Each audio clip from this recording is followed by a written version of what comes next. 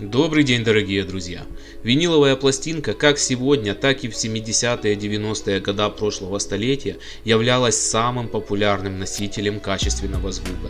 И во всем мире было создано огромное количество высококачественных виниловых проигрывателей Hi-Fi класса. В СССР же производство виниловых проигрывателей как отдельного компонента зародилось, конечно же, не сразу. И приблизительно до середины 70-х годов советские любители качественного звука зачастую были вынуждены слушать пластинки на так называемых электрофонах, своего рода устройствах, которые сочетали в себе и проигрыватель винила, и усилитель, и акустическую систему. Но уже со второй половины 70-х годов прошлого столетия советская Hi-Fi индустрия в полной мере осваивает производство высококачественных виниловых проигрывателей. И как раз в сегодняшнем ролике я и хотел бы уделить несколько минут теплым воспоминаниям о наиболее выдающихся представителях данного семейства. И начать наши воспоминания я хотел бы с проигрывателя Electronica 060 Stereo. Данный проигрыватель по сути являлся усовершенствованным клоном японских аппаратов среднего класса той эпохи. Модель выпускалась московским производственным объединением Torii с 1984 года и уже на то время обладала полным набором передовых технологий, включавшим в себя прямой привод с кварцевой стабилизацией, электронный тормоз, автостоп и автовозврат тонарма.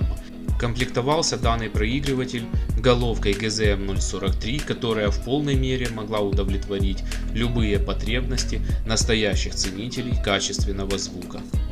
Следующим в нашем сегодняшнем хит-параде выступает проигрыватель высшего класса Arctur 006, который является детищем совместной деятельности Бердского радиозавода и польского объединения Unitra.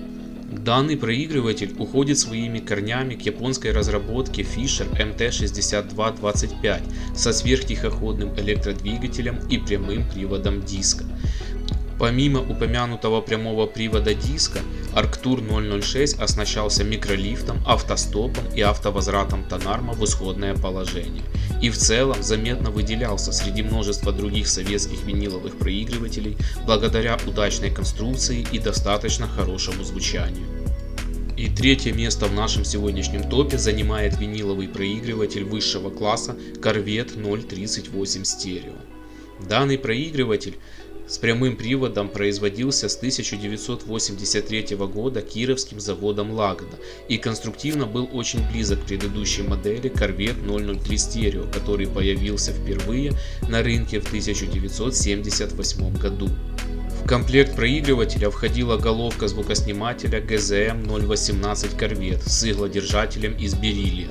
Опорный диск с конусами обеспечивал минимальный контакт с поверхностью пластинки, а надежность прилегания достигалась специальным прижимом. И практически у вершины нашего сегодняшнего топа расположился проигрыватель Epos 001 Stereo. Данный проигрыватель высшего класса сложности выпускался с 1982 года московским опытным заводом НИИ дальней радиосвязи. Проигрыватель оснащался полностью автоматизированным тонармом с системой электронного управления, имел достаточно солидный и красивый корпус, прямой привод диска и кварцевую стабилизацию вращения. Кроме того, в проигрывателе применялась головка фирмы Artofon с алмазной иглой, имеющей кристаллографическую ориентацию вдоль дорожки, что делало данный проигрыватель несомненно мечтой любого советского меломана. Вершиной же нашего сегодняшнего топа безоговорочно является советский клон японского проигрывателя Aptonica 7100 в лице Estonia 010 Stereo. Прежде всего, данный проигрыватель выделялся достаточно интересным дизайном. Диск и тонарм были утоплены в корпус и закрывались массивным тонированным стеклом.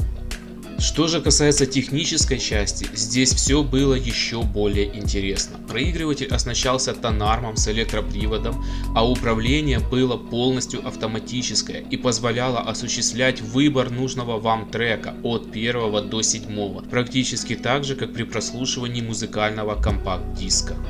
По окончании пластинки проигрыватель останавливал диск и возвращал тонарм в исходное положение.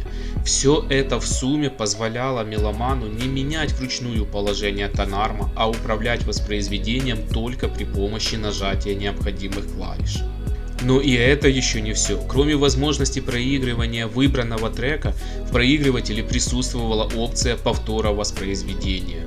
Таким образом, Estonia EP010, сочетая в себе невероятные технические решения наряду с высококачественным воспроизведением звука, может заслуженно называться вершиной советской хай-фай индустрии среди проигрывателей виниловых пластинок.